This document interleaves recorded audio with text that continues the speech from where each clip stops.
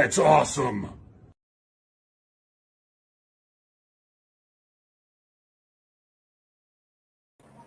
Hello, everybody. My name is the Osinator, and welcome back to another episode of Good Old Wrasslin. We're at episode 16. Uh, we episode 16. We're at Sweet 16, ladies and gentlemen. This is the other show that finally hit Sweet 16. And what a way to celebrate today, as we are going to be talking about Wrestlemania 18. Yes, you heard it right here, folks. Just because this show is now reached age 16, we finally got to where WrestleMania finally became an adult, finally. WrestleMania 18, a hell of a show that I watched, and we'll talk about more about that when we get more specifics.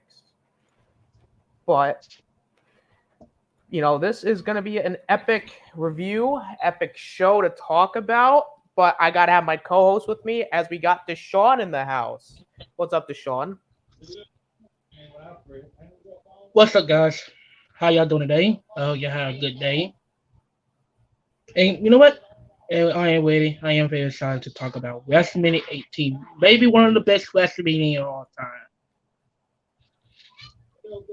Ooh, okay. That's a pretty bold claim. I guess we can jump right into it. So, WrestleMania 18, it was in Toronto, Canada, in the Sky Dome.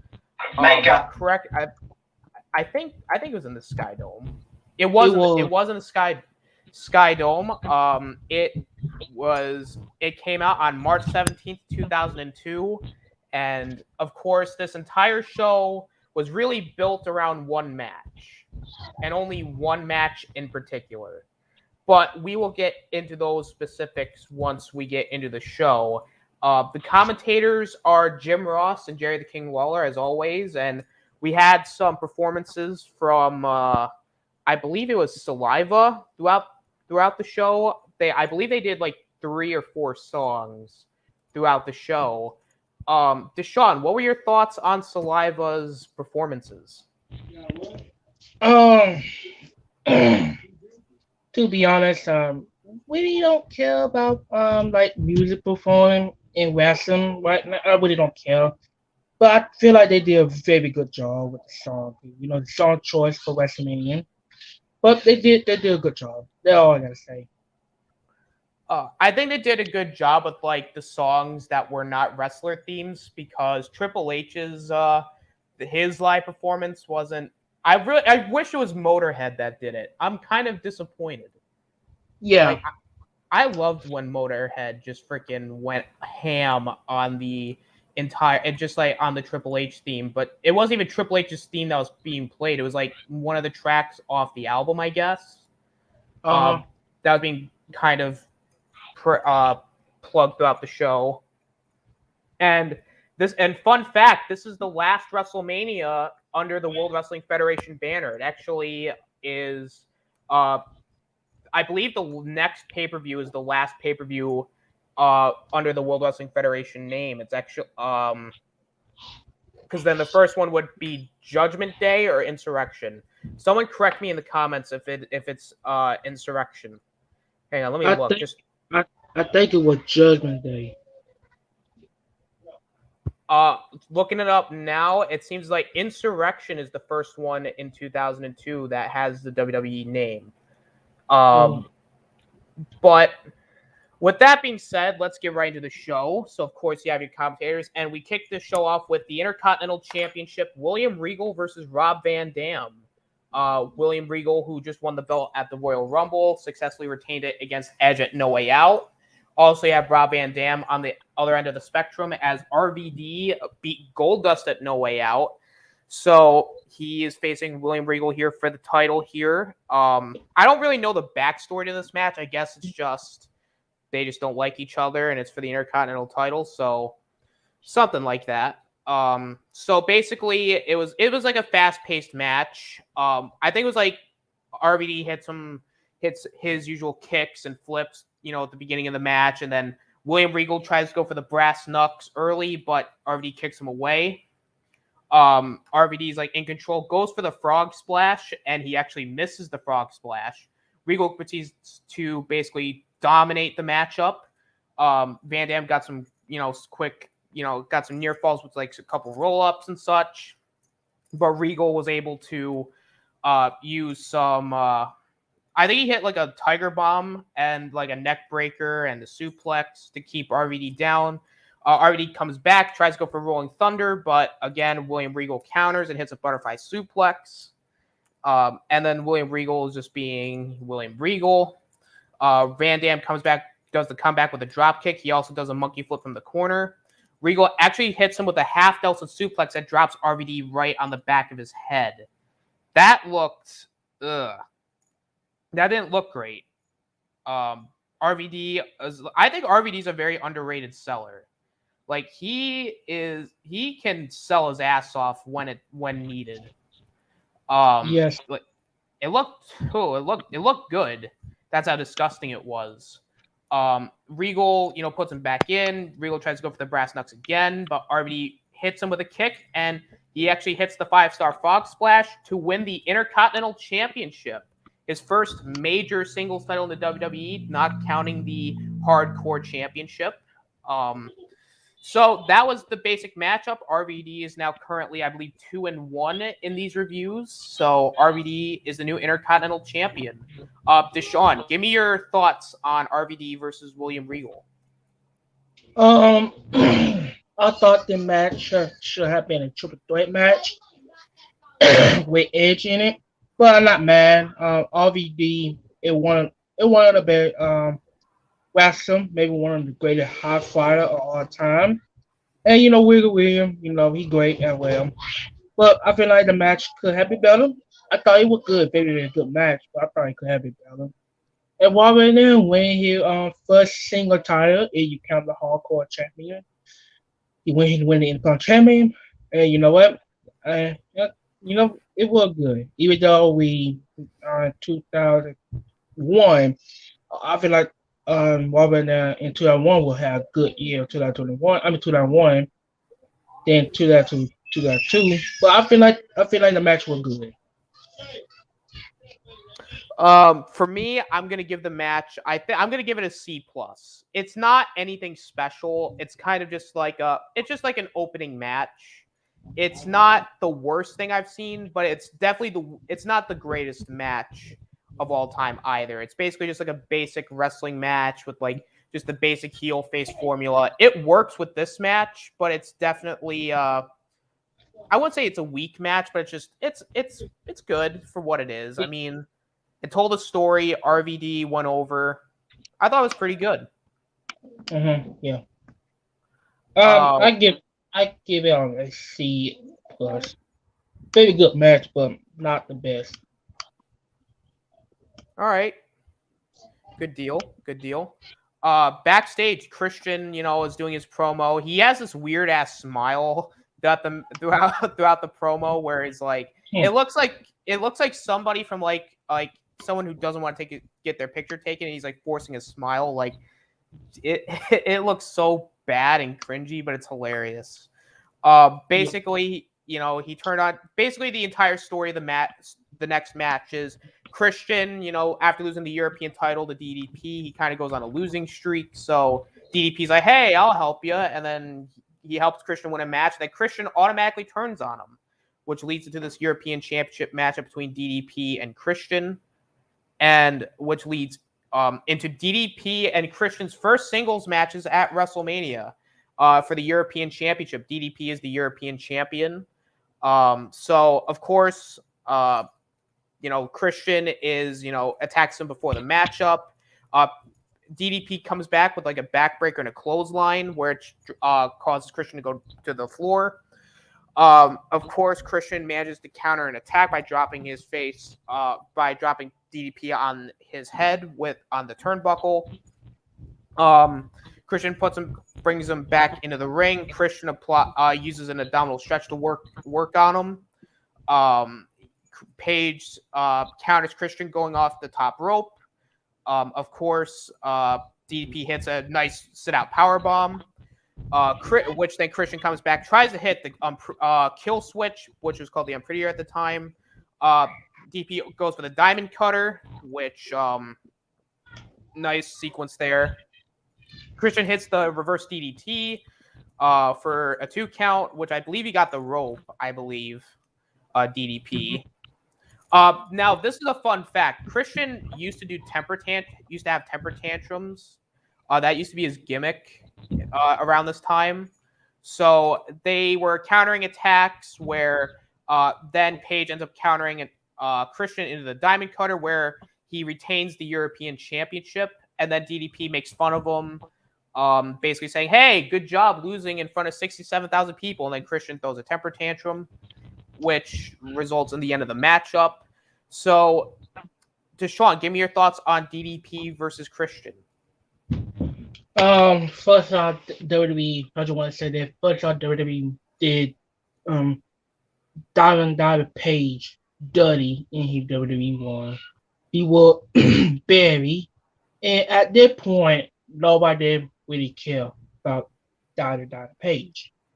But I will say that though, his match against Christian, it was good. I won't say it's the best thing ever. I thought the match was better than Robert Bell and Wigan. I know they are very hot take. Maybe not, maybe yeah, but I really don't care. But the match could have been better. It was really good.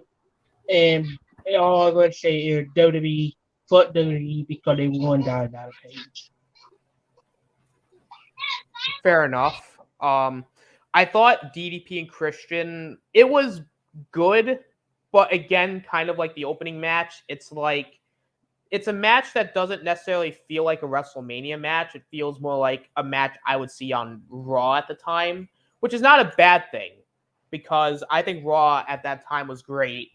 And I wouldn't mind seeing DDP and Christian, in a match either. And it was for a European title. So, again, it was nice seeing European title defended. Fun fact, this is the last WrestleMania where the European title is actually defended because it gets unified a few months later with the IC title. Yes. So, little fun fact there. But overall, again, it was just a basic match. It wasn't really anything special. To me, in whole honesty, Christian should have went over here. I think that would have made more sense in the long run. Not trying to knack on DDP at all, but let's be honest. Did DDP really need to win here? Not really. Where he will always be for the first beginning, so no. Pretty much. So I mean, I give this another C+. It's fine for what it is, but it's not like anything spectacular. I give it a C+. I will. Let them and not the best, but it was good. Fair enough.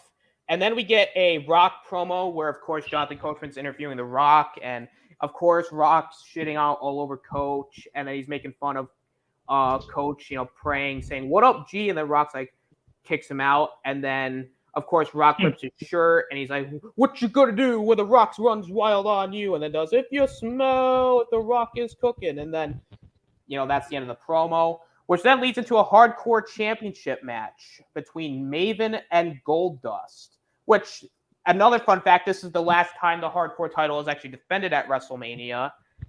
And, man, the hardcore title this show, I mean, it was fun, but at the same time, it kind of hurt the pacing of the show, which I'll kind of go into more once we go throughout the show. So Maven's taking on Goldust. The story on Maven here is he eliminated The Undertaker from the Royal Rumble, and then, of course, before No Way Out, where The Rock cost Undertaker the hardcore title, Maven actually won the hardcore championship. Goldust returned at the 2002 Royal Rumble. Of course, last time we saw him in these reviews, Goldust faced off against RVD at No Way Out. So, they're just going after each other right out of the gate, tossing him into, the security wall. Of course, Goldust is kind of dominating throughout the matchup, though, but Maven ends up drop-kicking the trash can into Goldust because, they're using weapons. He hits a front suplex on Goldust, who then actually brings in a golden shovel how fucking ironic! There's a golden shovel in the ring, and there's certain somebody's on the card. Just saying. And, which of course, there's a golden trash can, of course, because of course there is. Goldust, they hit each other with the trash can lids, and then Spike Dudley shows up, and he ends up covering, I think it was Maven or Goldust, to win the Hardcore Championship. He gained multiple title changes out of from the show. I mean, was this really a match? I really can't tell. Like, for what it is, it's fine. It's set up, the hardcore stuff. I can't rate it, in whole honesty. I don't even think I can really rate it as a match, because let's be honest, it wasn't. So... I could be honest. I never liked I mean, I like the hardcore rule and stuff, but I never liked the title. I feel like this is very hard take. I've been not saying it before, but I hate that this title look. I think one of the worst title in WWE history by the look of the title. But I can't say they were a match. They're more like a fight. So people get hit with gold shovel, even though Triple H not in the match, and golden track can. I mean,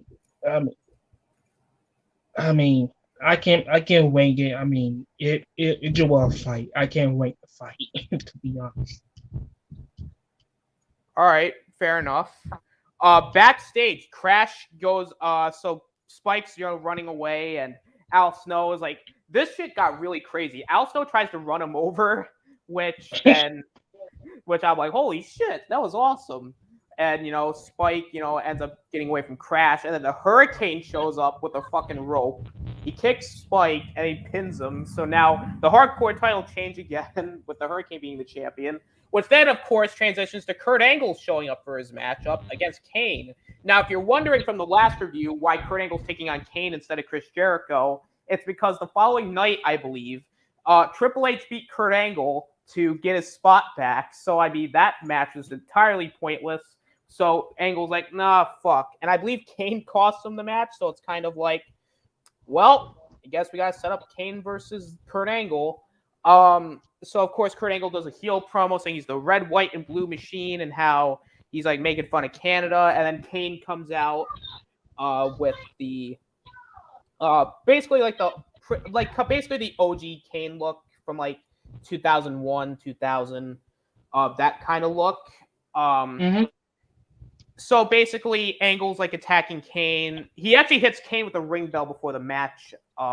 Angle hits Kane with a German suplex. He ends up, kind of working on Kane a little bit. Kane fights back with, of course, his power moves, which I believe he hits like a double chokehold, maneuver. Angle ends up hitting a belly to belly with a bunch of clotheslines. He ends up hitting a back suplex. He tries, to run at Kane, but Kane ends up hitting him with a sidewalk slam. He actually counter suplexed into like his German suplex. He keeps the hands locked type move by Kurt, which, he goes to the top rope, hits the top rope, Kane clothesline to steal a move. He tries to go for it again, but Kane hits him with a punch. They, fight. They fight. They're punching each other because, again, they just got back up. Kane, he hits a comeback. He hits the body drop, and he does like the pump handle power slam. Kane ends up hitting the choke slam, but Angle gets his foot on the rope. Angle tries to take the mask off, which, leads into Kane getting the Angle slam. Angle, puts him in the ankle lock, but Kane ends up hitting him with an enziguri to get out of it. Kane tries to go up top. He goes for the belly to top rope, belly to belly, where Angle like just flat out runs. He sprints up to the top and hits with the belly to belly. So he tries to go for the Angle slam. Angle counters the choke slam. Angle ends up rolling him up to win the match. So Kurt Angle is, I believe, 2-1 now in these reviews, and Kane's 0-2. So, or 0-1, or no, 0-2. My apologies, in the Royal Rumble. Deshaun, what were your thoughts on Kurt Angle versus Kane? I totally forgot the match actually happened at Wrestlemania. I had to go back, rewatch it, and I go be honest.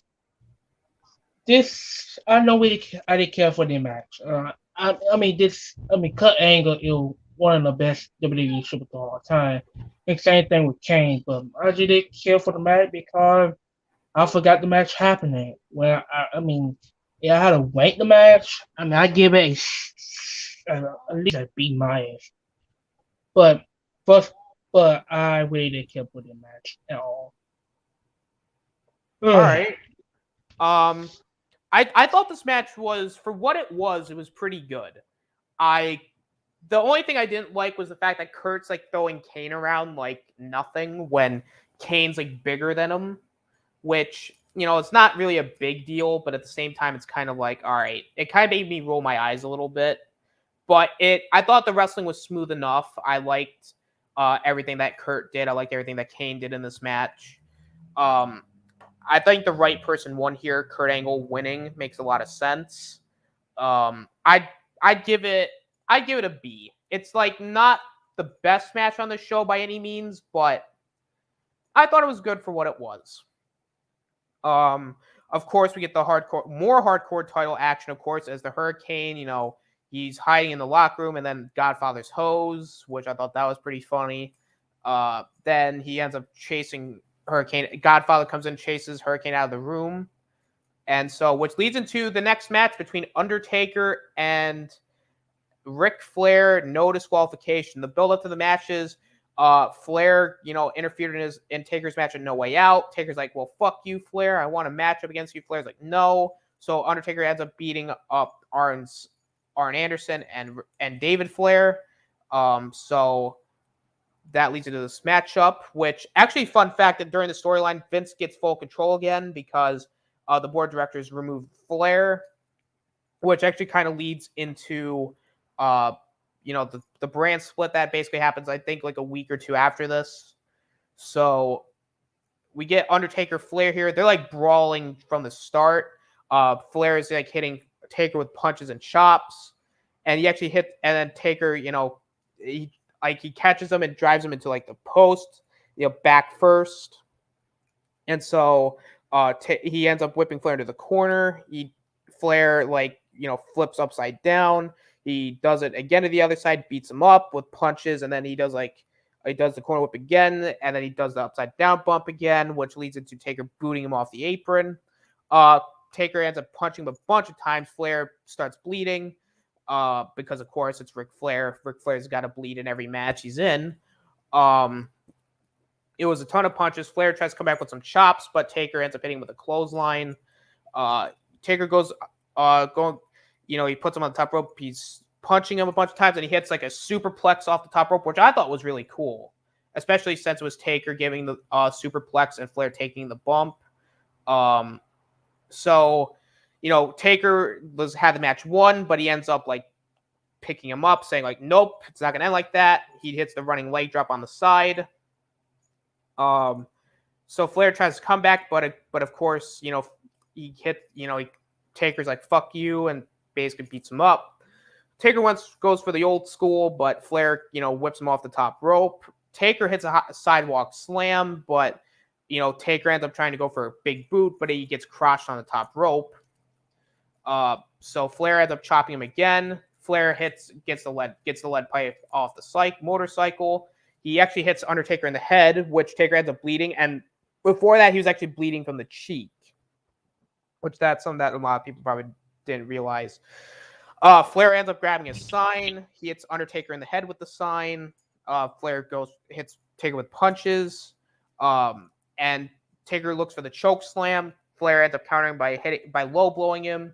Flair puts in the figure 4, but of course Undertaker ends up sitting up and hits the choke slam, which he got a 2. So Taker got pissed off, and he basically just like kicked the shit out of the ref. Then Taker grabs the lead pipe. Flair whips him to the ropes. And then Arn Anderson with the spine buster, which I thought that was a really cool interference. Flair, covers Undertaker, but he gets a 2 count. Taker ends up beating up Arn. Arn Anderson is bleeding, and he ends up putting him in the Dragon Sleeper. Flair tries to attack Taker with chair shots, but Taker ends up hitting him with a boot to the hitting with a big boot. Taker went for the last ride, and I don't know if it's just because they called an audible and Taker didn't want him to hit it, or they just couldn't get him up for it. He ends up giving him a tombstone pile driver, and he wins this match. The Undertaker is now 10-0, and then, of course, Undertaker at the end of the match has to beat up the poor referee. So that was it. Taker is 10-0 at WrestleMania, which means he's being set up for a huge program later down the line with, well, I'm not going to spoil anything yet. But, Deshaun, what are your thoughts on Undertaker versus Ric Flair? All I gotta say is this match was great. Ric Flair in that kind of age, 60, 70, 80, 90, whatever his age was, Ric Flair could still got it. After the ages, this WrestleMania take place in 2002, I think. That might like the end of the Bruce Aggressor era. But this match was great. I think when people realized that The Undertaker was undefeated at their time, and but the match was great. I would give the match hot take 10 out of 10. Ooh, okay, very interesting. I thought this match was really good. I mean, again, you're not getting like flippy dippy moves because it's Undertaker and Ric Flair, but it tells a great story. Very bloody. I love the interference from Arn Anderson, and Taker basically demolishing Flair throughout the match made a lot of sense because it's Ric Flair at this time and the Undertaker is the Undertaker. So with that being said, I'm gonna give this match a B+. It's not the best hardcore match I've ever seen, but again, it's really good. One of Undertaker's better WrestleMania matches. Definitely one of Flair's better WrestleMania matches. It's just overall very, very good. Michael Cole ends up interviewing Booker T, which Booker T's talking about, how, well, Edge stole this freaking shampoo commercial from me, that son of a bitch, and I'm going to kick his ass. If you want to know the story for this match, basically they're feuding over a shampoo commercial. You heard me right, a shampoo commercial. You had Edge, who at the beginning of the year was the Intercontinental Champion, drop his belt so he could feud with Booker T in a shampoo commercial. If that ain't WWE booking, I really don't know what you... I just... Oh, man. That's WWE booking in a nutshell, ladies and gentlemen. Yep. So basically, Booker facing Edge. Edge ends up hitting a drop kick and a neck breaker early on in the matchup, but Booker T ends up powering back by he ends up dropping him neck first onto the top rope. He then hits a side kick with a clothesline that ends up bringing Edge to the floor. Then they get back into the ring. Booker ends up hitting the missile drop kick. Edge goes for the comeback, but Booker T ends up hitting with the Alabama Slam. Edge hit a Hurricane Rana, but it didn't look good. Edge comes back. He does a spinning heel kick and a clothesline. Almost gets hit with the axe kick, but he ends up hitting him with a spinning kick off the top rope. Booker ends up avoiding Edge into the corner because I think Edge was going for the spear. He ends up hitting a side kick. He goes for the spin-a-rooney, hits the axe kick. Edge ends up taking him down with a hip toss, hits a spear, but then Edge tries to do his own spin-a-rooney, which then Edge, they kind of counter their maneuvers, which then leads into Edge hitting the execution for the win. So Edge finally gets a win. Oh, good evening, Yvette. Good to see you. So yeah, Edge wins in this really weird matchup over a shampoo commercial. Deshaun, what are your thoughts on Edge versus Booker T? The match was good, even though the storyline is stupid. Even though Edge had the Championship, and A few months ago, now he is fighting over a shampoo over Booker T. Yep, welcome to WWE, everyone. This is the first time you watching WWE. Welcome. But the match was good. Even though the storyline was bad, fight over fucking shampoo. But the match was good though. I thought the match itself was fine, but I'm honestly gonna be honest. It's actually the weakest match so far because it was very sloppy at times, very awkward, and I thought it was just not that great. I wish it was better, but that's neither here nor there. I mean, it was just. I mean, it wasn't horrible, but it was just like, eh, like it was just. I give it a C minus. Not Yeah.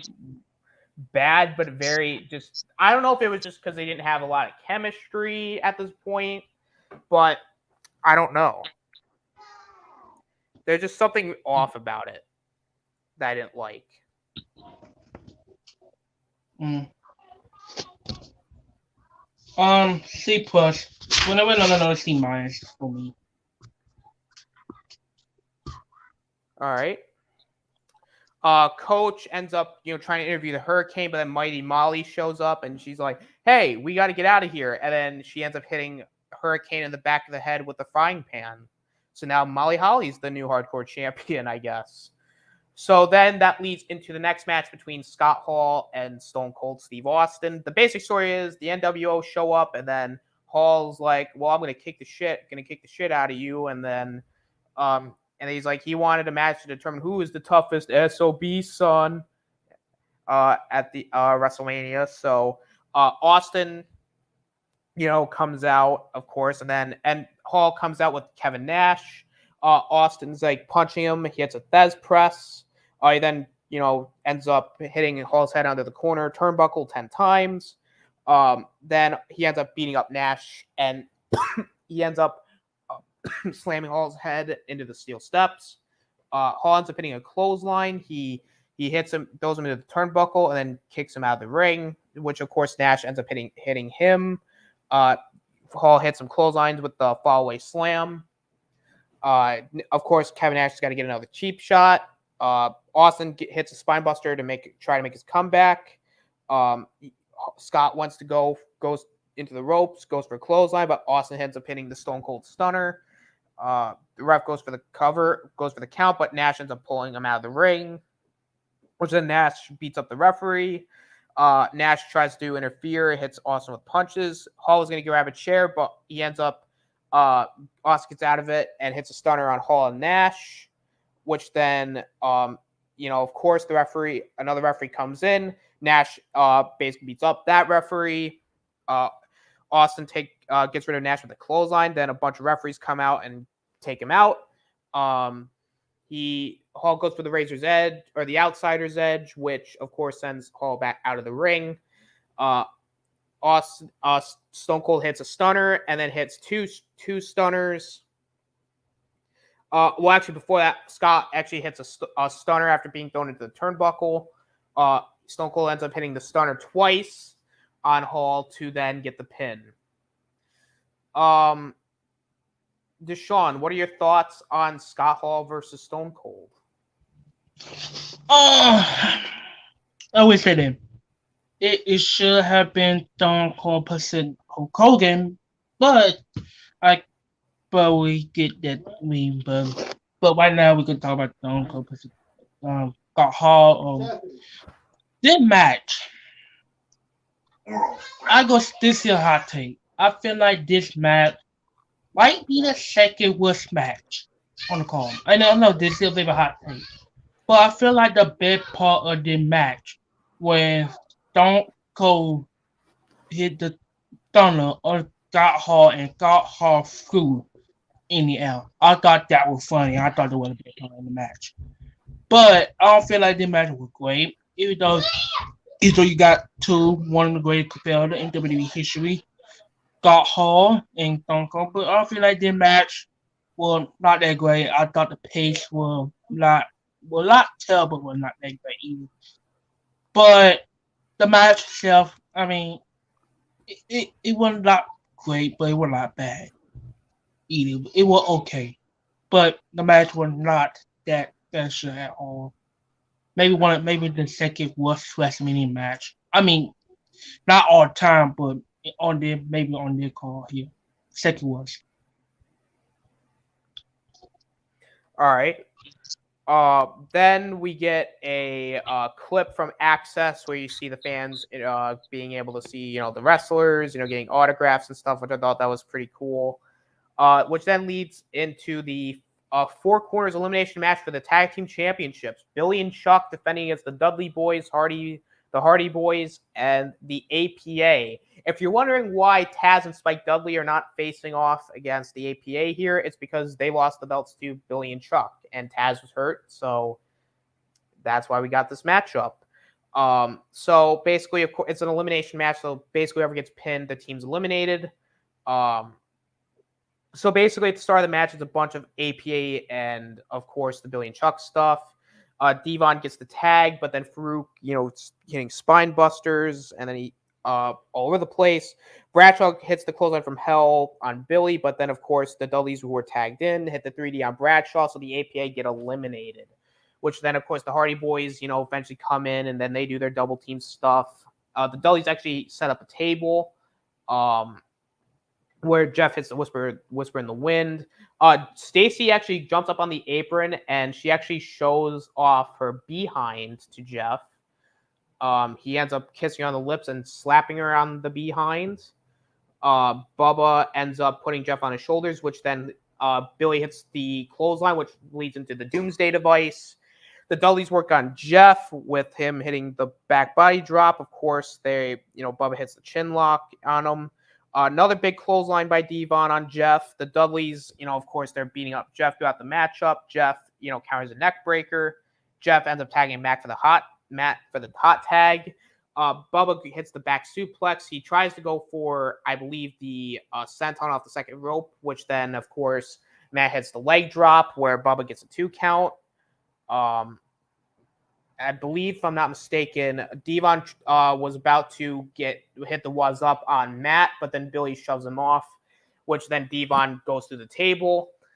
And so, of course, Devon's dead from this table bump. Matt hits the twist of fate on Bubba, which then Jeff hits the swanton, where Matt covers the Dudleys to eliminate him. Then, of course, they hit the poetry motion on both Billy and Chuck.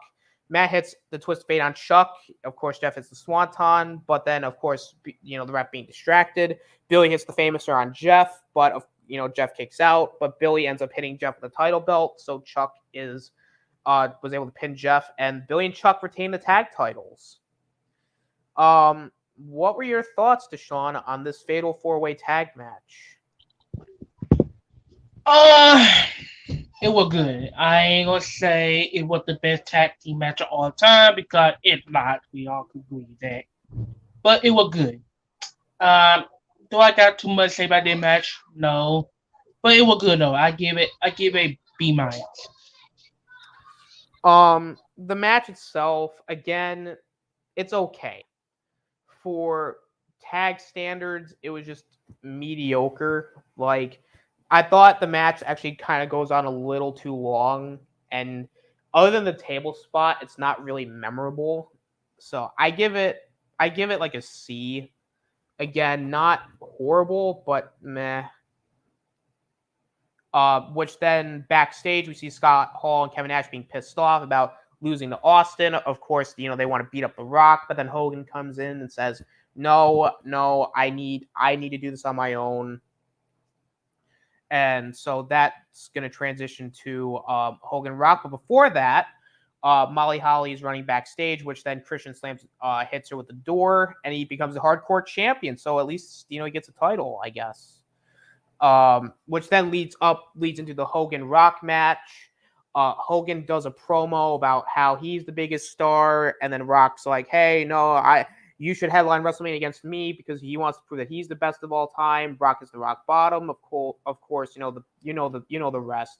Hogan, of course, ran him over in an ambulance. It was really weird, but at the same time, it was just cool. Before, when they're coming out to the ring, Hogan's like getting a bunch of cheers, and Hogan and Rock were getting a lot of cheers here. And this is where I think WrestleMania 18 this is their fatal flaw here, but we'll talk about it. They lock up. Hogan shoves Rock down. The crowd's like going nuts. Hogan knocks him down with the shoulder block, which of course, of course, this crowd's like is like fucking crazy. Hogan's taunting Rock with like his, of course, his poses. Hogan hits the clothesline, but then Rock ends up coming back with the leaping clothesline. Rock hits his, punches, which then knocks him to the floor. Rock hits another clothesline, and he goes for the rock bottom, but he ends up countering by hitting him in the head with his elbow. He hits him again with a bunch of elbow drops and a foot rake. He clotheslines him in the corner. Rock ends up taking him down with some punches, but Hogan ends up coming back with a back suplex and an abdominal stretch. Rock ends up hitting a back elbow, but then Hogan ends up hits him with a choke slam, which I thought that was cool. Hogan choked him with his wrist tape. Rock ends up coming back with some punches. Hogan then throws him over the top rope to the floor. Some nice counters here. They brawl on the floor with getting his head smashed on the table. Rock goes for a chair, but then Hogan ends up knocking Rock back down. So they end up going back into the ring. Rock tries to go for a clothesline, but Rock ends up hitting the referee, of course he does. So as the wrap's out, Rock hits the spine buster. Then he ends up putting Hogan in the sharpshooter. Hogan gets out of it, but then of course Rock ends up pulling it back to the center of the ring. He ends up tapping out, but the referee didn't see it. Hogan hits the low blow, and then Hogan hits the rock bottom. The referee ends up waking up, but unfortunately Rock kicks out. Hogan ends up hitting Rock in the back with his weight belt, but Rock comes back with a DDT. Rock ends up hitting Hogan with the belt 6 times, and then hits the rock bottom. The ref goes for the cut, goes 1, 2, and then Hogan kicks out, and he does the Hulk up, which everyone's going crazy for this. And then, Hogan's like, he's hulking up, and then he puts the finger in Rock's face, and he punches him, big boot, leg drop, and then a near fall again, and I'm like, holy shit, man, this crowd was going nuts for this. He ends up hitting Rock with another big boot, going for another leg drop, rock bottom, but again, he hits 2 rock bottoms, then he kips up, hits the people's elbow, and this crowd was fucking crazy. Man, like, everyone popped hard, everyone's cheering, clapping. After the match, Rock's doing his poses. Hogan, actually shakes the Rock's hand. And then Rock leaves. Hall and Nash come out, and then Hall ends up, Hall and Nash beat up Hogan. Then Rock comes back and he beats up, they beat up Nash and Hogan, or no, Nash and Hall, excuse me. Then they end up, Hogan was going to leave, but then Rock's like, no, you should do your poses. And then Hogan does his poses, and then everybody was going fucking, of course, insane over this. It was real. It was awesome. I mean, what more can you say about this match? Deshaun, what are your thoughts on Hogan versus Rock? I would say this. If we look at the match and you just look at the TV and say, you know what, I want to call the TV down. I want to call my volume down to 0. If you call your volume down to 0 and you watch the match, you're going to hate the match. I ain't gonna lie, you're going to hate the match. But I think that saved the match is the fan. I feel like the fans saved the match. Hulk Hogan, even though I don't like Hulk Hogan at all, but he, I think, did what Wrestlemania when he turned face. I totally forgot.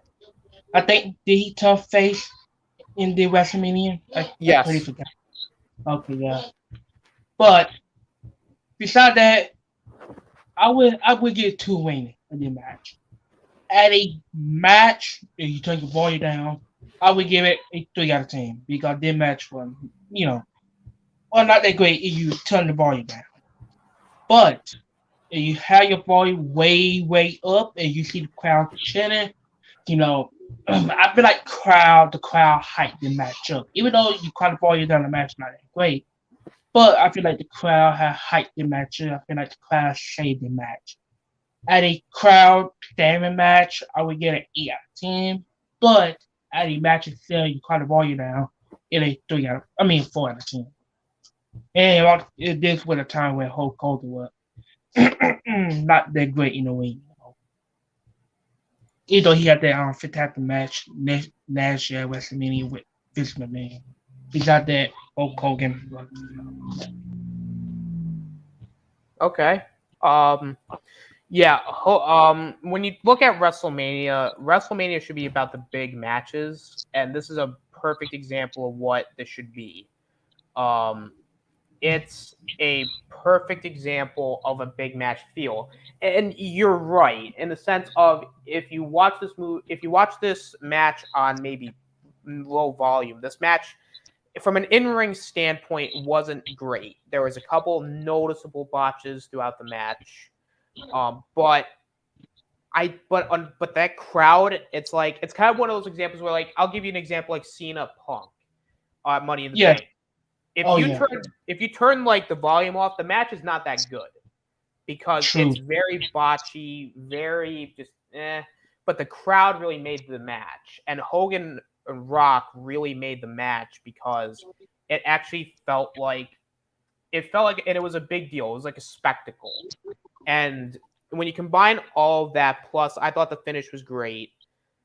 I'm giving this match an A. Really good. Definitely a awesome match, but however, this is where the detriment comes in because following this, the crowd is dead. The crowd died.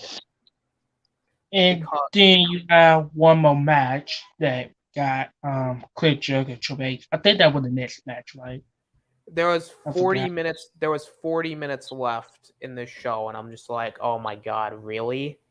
So I'm like, okay, there's 40 minutes left. I'm like, all right, so how the fuck are they gonna do this? This leads into the women's championship match. Well, before this, there was a big show at New York. Where's a Wrestlemania, baby? Woo! Yeah, I remember that one.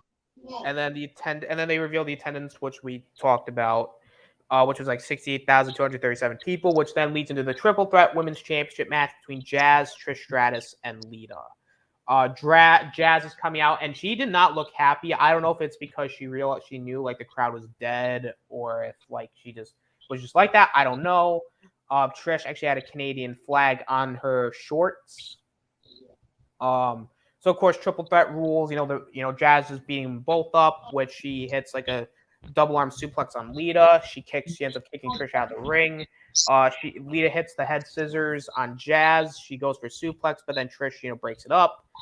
She gets roll up on Jazz, and then Lita hits a crossbody. Trish rolls through for 2, but again, Trish, ends up hitting a kick on Lita. She ends up hitting her with a bulldog. I wasn't satisfactory, but it was a bulldog. Jazz ends up hitting a splash on Lita. This crowd, I'll talk about the crowd after this. Basically, fisherman's suplex. I think it was a fisherman's brainbuster by Jazz, which gets a 2 count. Then Trish ends up eating a reverse DDT. Confrontation between Lita and Trish.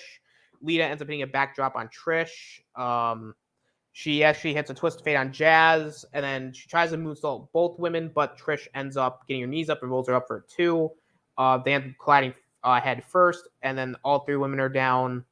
Trish goes for a backslide. Lita hits a backdrop over the top of the floor. Trish tries to go for another bulldog, but Lita throws her into the turnbuckles. So then Trish ends up crashing into the corner. So Lita is, on the top rope where Jazz hits a top rope fisherman's brainbuster for the pin, where Jazz retains the women's title. Deshaun, what are your thoughts on the triple threat women's match? Okay. When the match began, I got you the bathroom, get something to eat. Go right down and give me something to eat.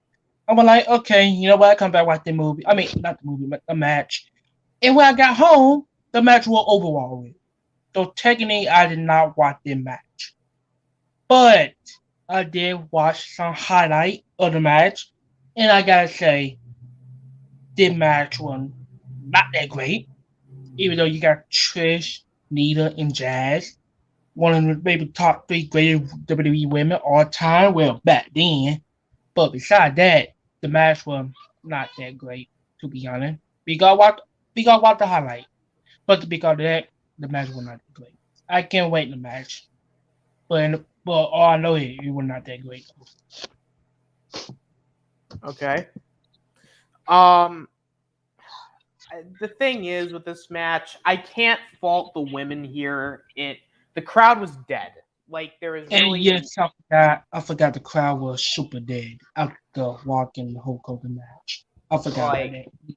Too. nothing was really gonna top Hogan Rock, and this crowd just wasn't into anything. Like you could tell, like the match didn't really help favors either because it was very boring. But this crowd was dead. No one really reacted to it, and then it's like I can't fault anybody for it. It's just Yeah. why I don't know if it's just because they figured they weren't going to be able to top it, so they were just like, "Fuck it, let's just do a match," I guess. Um, and I give it a C minus. It's not horrible, but again, I'm not gonna fault them for it. It was just meh. Which of course leads into the last hardcore title change of the night, where Christian's about to leave. He puts his bag in the car. Maven rolls him up, gets the title back. Christian ends up throwing another temper tantrum, which then leads into, which is basically the end of the hardcore title stuff. Which then leads into the Undisputed Championship match between Triple H and Chris Jericho for the Undisputed Championship. Stephanie is accompanying Jericho because the main story of the matchup is Triple H and Stephanie. They're divorced now because, Stephanie lied to Triple H about her pregnancy and Triple H is a face. And Jericho's the Undisputed Champion, which, of course, they're feuding. And then, because he's the Royal Rumble winner, and Jericho and Triple H got his leg injured because Jericho has been attacking it. So that's the basic story of the matchup here. So beginning of the match, he hits his running knee, but then he sells the leg because it's hurt. Jericho ends up throwing him over the top rope, which then he goes to the floor. Triple H ends up throwing Chris Jericho into the security wall. He ends up hitting a suplex on the floor. He clears off the announce table. Jericho ends up kicking Triple H in the back of the leg, which of course selling the leg. Triple H ends up beating up Jericho with a bunch of punches. Triple H goes for Jericho's leg, where he goes for like a knee breaker. Puts in the figure four leg lock, but then Stephanie McMahon puts her fingers in Triple H's eyes. Triple H is like, "Fuck you, bitch," and he grabs her by the hair. Triple H is about to hit. Jericho ends up knocking Stephanie off the apron. Triple H ends up putting Stephanie in the ring, goes for the pedigree on her, but then Jericho hits the top rope drop kick. Jericho worked on the knee, puts the figure four around the ring post. As I'm watching this, I'm like, this match is fucking boring. Jericho is continuing to work on the knee. Triple H hits him with a neck breaker and a face buster to come back. Triple H hits the spine buster, but he botched the first time, so he does it again. Jericho, of course, Triple H hits the spine buster. Jericho ends up whipping Triple H into the corner, where he does his usual bump over the top rope. Jericho clears the announce table. Of course, he's going to put in the walls of Jericho the table. Triple H went for the pedigree, but then Chris Jericho hits him with a backdrop, where he goes through the Spanish announce table. Jericho hits him with a lion salt. Triple H kicks out. Then, of course, Jericho puts in the walls of Jericho. Of course, he gets out of it. Triple H goes for the pedigree, but of course Jericho gets out by hitting him in his knee. He then puts him in the walls of Jericho again, where Triple H gets to the rope. Jericho is going to hit Triple H with a chair, but then Triple H hits Chris Jericho with a DT on the chair. That, of course, Jericho kicks out. Stephanie was about to go into the ring, tries to get Jericho disqualified, but then Triple H hits her with a pedigree. So she leaves the ring. Triple H, gets hit in the head with a steel chair where he kicks out at 2.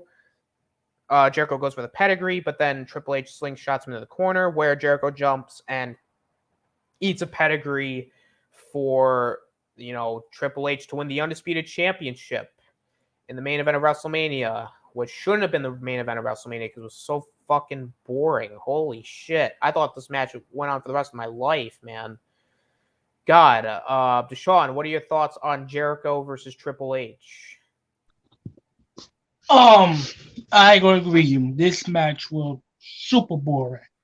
Maybe the match was boring as hell. Chris Jericho might be one of the most disappointing WWE champions of all time because he won WWE championship reign to suck. Well, back then we'll call the Undisputed Championship, the WWE Championship and WCW title. Unifying in one title, make it an Undisputed Champion. But besides that, Chris Jericho was a third wheel in this feud. This feud was mostly about Triple H's WWE. And the match was straight boring. I didn't really care for the match. But, if Triple H won at that point, I really don't care. The crowd was dead. It might be one of the most boring WrestleMania match main event all time. If you want to say the Wolverine because it's Triple H or Wolverine because the Undertaker. Besides this is one of the most boring WrestleMania match main event all time.